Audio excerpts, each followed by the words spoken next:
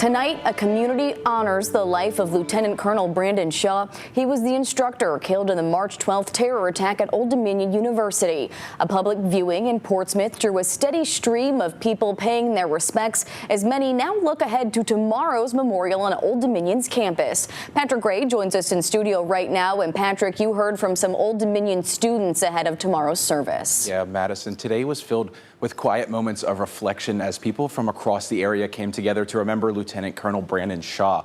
They say he's a man who leaves a lasting impact.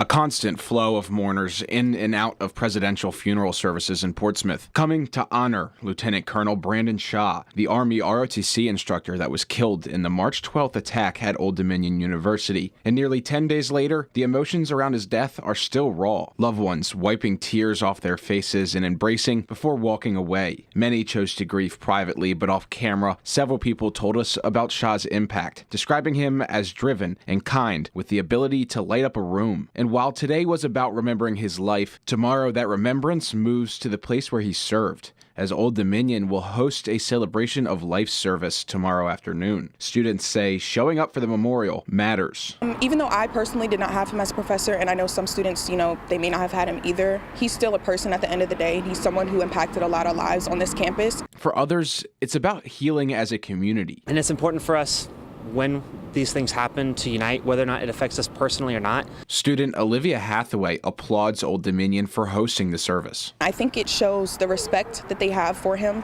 as a human being. And yeah, I just think it's really important to highlight the situation and make people aware of it. Hathaway finds it important not only for her campus community, but for the families as well. For the family specifically, it gives them closure as well, and it kind of gives them peace that, he had a community that loved and supported him and, appreciated the things that he did for our campus. So.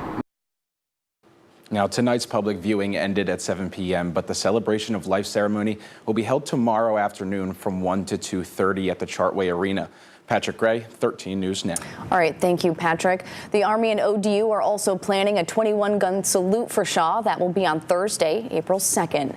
And the FBI Norfolk Field Office is releasing a new statement on the bravery and the heroism of Lieutenant Colonel Brandon Shah. The FBI and Norfolk Police have completed extensive interviews with students and witnesses following the attack. They all consistently describe the extraordinary heroism of Shah.